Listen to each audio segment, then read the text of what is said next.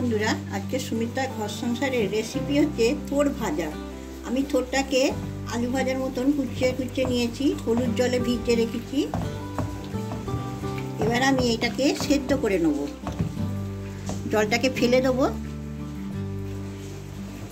এটাকে আমি সেদ্ধ করে নেব।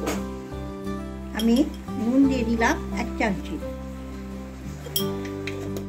15 মিনিট ধরে সেদ্ধ হবে। আমি চাপা দিয়ে দিলাম। 15 মিনিট পরে আমি আসছি। A few moments later. আমার থোড়টা 15 মিনিট ধরে সেদ্ধ হয়ে গেল। এবার আমি এইটাকে ছেঁকে নেবো ভালো করে।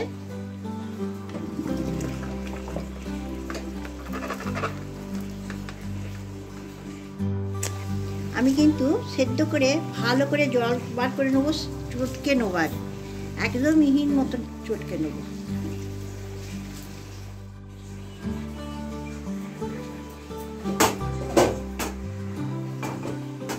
সরষের তেল দিয়ে দিলাম। আমি শুকনো লঙ্কা ফোড়ন দিচ্ছি।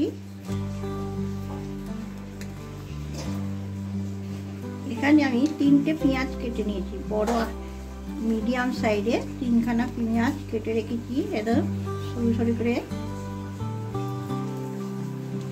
একটু হাতে করে করে নিচ্ছি, চটকে নিচ্ছি। পেঁয়াজগুলো দিয়ে দেবো।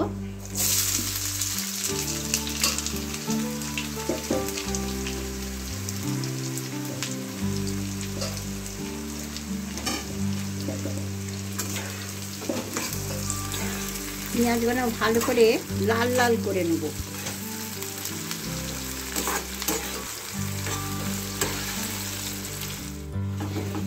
আমার পেঁয়াজটা লাল লাল হয়ে গেছে। এবার আমি থোড়টা একটু নেড়ে নেব, নাহলে দলা পেকে আছে।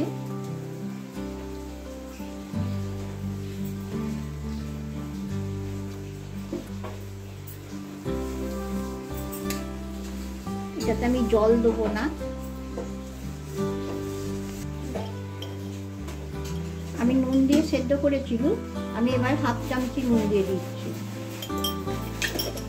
দিয়ে দিলাম 1 চামচি।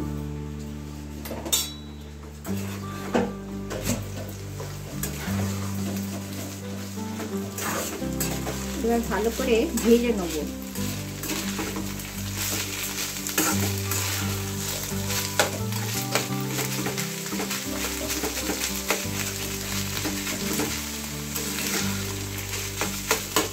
বেশ ভালো করে অনেকক্ষণ নাড়াচাড়া করতে হবে, ভেতরে নালে নুনটা ঢুকবে না।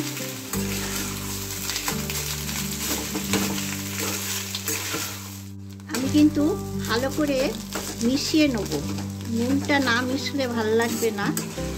এখানে আমার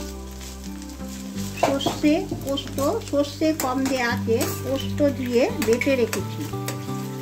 সর্ষে পোস্তটা এবার দিয়ে দেবো।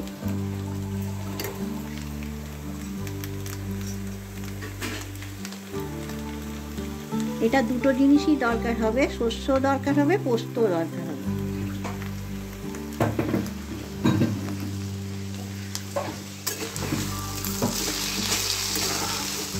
সর্ষে পোস্তটা দিয়ে ভালো করে মিশিয়ে নেব।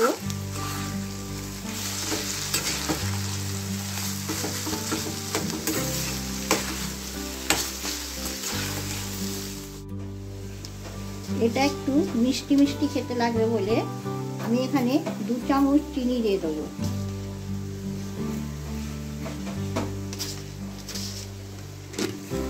চিনিটা দিয়ে আবার ভালো করে নেড়ে নেব।